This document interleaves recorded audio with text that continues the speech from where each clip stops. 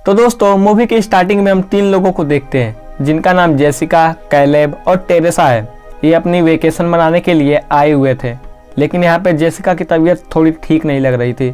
फिर Teresa Jessica को लेने घर में जाती है, जहाँ पर जेसिका सो रही होती है और फिर टेरेसा यहाँ पर एक नोवेल को पढ़ती है।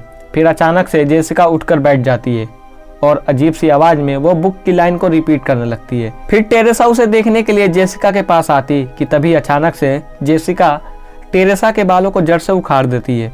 फिर टेरेसा भागते हुए कैलेब के पास आती जो कि ड्रोन उड़ा रहा था।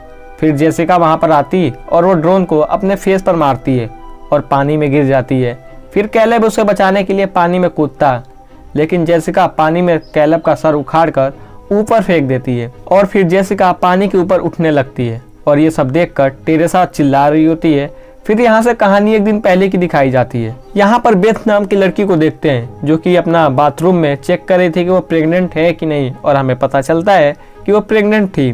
फिर बेथ अपने सिस्टर एली से मिलती है और हम देखते हैं कि एली के 3 बच्चे हैं, डैनी, ब्रिजेट और कैसी। हमें पता चलता है कि एली का उसका पति उससे डाइवोर्स कर दिया है और उसका पति बस नाम भर का पैसा उन्हें अपना खर्चा चलाने के लिए भेजता था। यहाँ पर एली और बेथ आपस में कुछ बात कर रहे होते हैं कि तभी वहाँ पर भूकंप आता और जिस बिल्डिंग में रहते थे उसकी हालत एकदम बिगड़ जाती है। भूकंप आते टाइम ये तीनों बच्चे पिज्जा लेकर रूम में आ रहे थे कि उन्हें पार्किंग एरिया में उन्हें एक होल दिखाई देता जो कि भूकंप की वजह से हुआ था। फिर डैनी उसके अंदर चला जाता है और हमें पता चलता है कि पहले वहाँ पर कोई बैंक हुआ करता था। फिर डैनी वहाँ पर छानबीन करता है कि कहीं उसे पैसे मिल जाए, लेकिन उसे पैसे तो नहीं मिलते, लेकिन उसे एक पुरानी सीडी और हैरी पॉटर के बुक के जैसे एक पुरानी किताब मिलती है।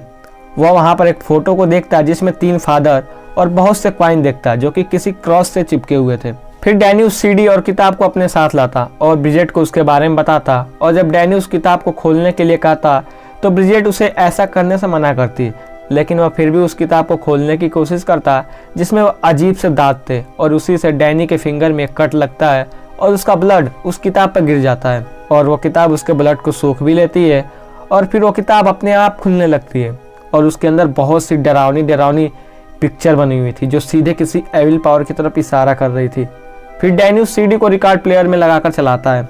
फिर हमें पता चलता है कि वो किताब इंसान के मान से बनी हुई है और उसके पिक्चर इंसान का खून से बने हुए हैं। फिर अचानक से रिकॉर्ड प्लेयर किसी एविल पावर के एक्सोर्सिज्म को प्ले करने लगता है और हम देखते हैं कि किताब के पन्ने अपने आप पलटने लगते हैं और ऐसा लग रहा था कि कोई एविल पावर वहां से आज़ाद हो जाती है और वो अपने शिकार को खोजने लगती है कि तभी एली लिफ्ट से नीचे जा रही थी और ये एविल पावर एली को अपने अधीन कर लेती है। लिफ्ट के केबल उसे चारों तरफ से जकड़ लेते हैं और देखने पे हमको ऐसा लगता है कि ये एली पूरी तरह से पोजेज हो चुकी है। फिर एली अजीब से चलकर घर में आती है और वैसे ही अंडे फोड़कर छिलके के साथ उन्हें कुक करने लगती है। वो अपने ही फैमिली को मारने की बात करती है, लेकिन वो खुद उल्टी करके मर जाती है। ये सब देखकर वो सारे लोग डर गए थे और वहाँ 2 लोग गेब, मिस्टर फांडा वहाँ पर आ गए थे जो कि इनके बगल में रहते थे। इधर गेब एली की आंख बंद करने की कोशिश कर रहा था, लेकिन वो अपने आप ही खुल जा रहे थे। फिर वो उस बिल्डिंग से बाहर निकलने का प्लान करते। हम देखते हैं कि लिफ्ट बंद था, भूकंप की वजह से सीढ़ियाँ टूट गई थी। इधर बेट अपनी सिस्टर एली के मरने का दुख जता रही थी कि तभी उसके फोन से एली की आवाज़ आती जो कि उससे मदद मांग रही थी। इधर एली का शरीर भी जिंदा हो गया था और बेथ देखती कि उसका शरीर तप रहा था, इसलिए वो बच्चों की मदद से वो एली को बाथटब में डाल देती है, लेकिन वो अचानक दीवार पे चढ़ जाती है और फिर इन सब पर अटैक कर देती है। एली इतना तेज चिल्लाती कि वहाँ के शीशे टूट जाते हैं। वो उस शीशे के टुकड़े से बेथ के हाथ में स्टेप करती, फिर वो अपने टैटू बनाने वाले मशीन से ब्रिजेट के गाल पर एक कट मारती है और फिर अपना ब्लड उसमें डाल देती है। इतने में कि डैनी वहाँ आ जाता है और फिर वो कैसे भी करके एली को रूम से बाहर करता और वो दरवाजे को लॉक कर देते हैं।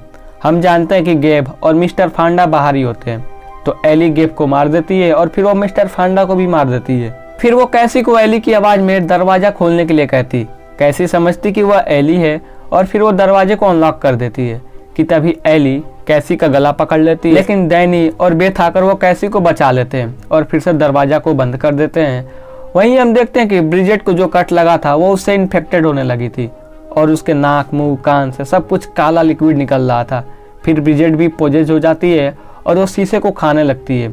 अब हमें पता है कि ब्रिजेट पोजेज हो चुकी थी, तो वह उन पर अटैक कर देती है कि तभी कैसी अपने स्टिक से ब्रिजेट के मुंह में मार देती है, जिससे कि वो आर पार हो जाता है और वह ब्रिजेट वहीं पे गिर जाती है।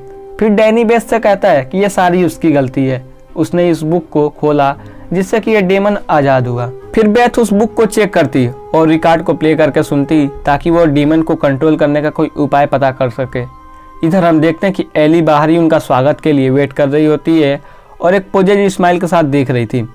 इधर ब्रिजेट वापस से जाग जाती है और वो एक चाकू से डैनी पे हमला करती है और उस पर खून की उल्टी भी करती, लेकिन कैसे भी करके डैनी उसे स्प्रे की मदद से जला देता है। और हम देखते हैं कि डैनी को काफ़ी चोट आ गई थी और हमें पता है कि अब वो भी मरने ही वाला है। इधर हम देखते हैं कि एली रूम के अंदर घुस जाती है और वो बेथ पे अटैक कर देती है। हम देखते हैं कि एली के अंदर का डीमन समझ जाता है कि बेथ प्रेग्नेंट है और वो बेथ के पेट को फाड़ने की कोशिश करती, लेकिन तभी कैसी बेथ को एक सीजर फेंकती है जिससे कि उस कैंची को उठाकर एली के चेहरे पे दे मारती है, जिससे कि एली थोड़ी देर के लिए पता नहीं क्यों वहीं रुक जाती है। फिर बेथ कैसी को लेकर बिल्डिंग से बाहर भागने की कोशिश करती, लेकिन ना तो लिफ्ट काम कर रहा था और सीढ़ियाँ तो टूटी गई थी। फिर वो मिस्टर फांडा का शॉटगन लेती कि तभी वहाँ पर एली आती है और फिर बेथ उसे शूट करती जिससे कि उसके हाथ पैर दोनों कट जाते हैं। लेकिन जो लोग मरे थे वो सारे उठ जाते हैं और सभी आकर एली में मर्ज होने लगते हैं ताकि वो और भी ज़्यादा पावरफुल डीमन बन सके। फिर बेथ कैसी के साथ लिफ्ट में जाती जो कि अपने आप ही ऑन हो जाता है कि तभी उस लिफ्ट में खून भरना शुरू हो जाता है और जब खुलता तो खून के साथ बेथ और कैसी बाहर फेंका जाते हैं। इधर बेथ और कैसी कार से भागने की कोशिश करते हैं, लेकिन कार तो स्टार्ट होने के बाद भी आगे नहीं बढ़ती है कि तभी हम एली को देखते हैं जिसके शरीर में बाकी लोग मर्ज हो गए थे और देखने पे और भी ज़्यादा भयानक लग रहे थे। बेथ यहाँ पर पार्किंग के दरवाजे से बाहर आती, लेकिन ये डीमन कैसी को अपनी तरफ खींच लेते हैं जिससे कि कैसी को बचाने के लिए बेथ को वापस अंदर आना पड़ता है। और जैसे ही वो कैसी को मार पाते बेथ शॉटगन से उन पर अटैक कर देती है। फिर यहाँ पर डीमन और बेथ के बीच लड़ाई होती और वो दोनों एक दूसरे को श्रेडर मशीन में डालने की कोशिश में थे। फिर कैसी यहाँ पर मदद करती है और फिर बेथ एक आरी से एली को काट देती है और उस श्रेडर मशीन में ढकेल देती है जिससे कि उसका पूरा शरीर का कीमा बन जाता है। इधर एली का बस सिर बचा था जो अभी भी जिंदा था। फिर बेथ उसे भी मशीन में फेंक देती है और फिर बेथ और कैसी वहाँ से चले जाते हैं। अगले दिन हम जेसिका को देखते हैं जिसे स्टार्टिंग में देखे थे, जो कि इसी बिल्डिंग में रहती थी और वो पार्किंग एरिया में टेरेसा के साथ आती है और वहाँ पर खून देखकर वो काफ़ी घबरा जाती है और हमको समझ आता है कि वो डीमन अभी भी आज़ाद है। और फिर वो जेसिका के अंदर चला जाता है और जेसिका ने क्या किया ये तो हम स्टार्टिंग में देखे ही है और ये मूवी यहीं ख़त्म हो जाती है। तो दोस्तों मूवी की एक्सप्लेनेशन आपको पसंद आई हो तो वीडियो को लाइक एंड चैनल को सब्सक्राइब कर दीजिएगा। तब तक के लिए लव यू, बाय बाय।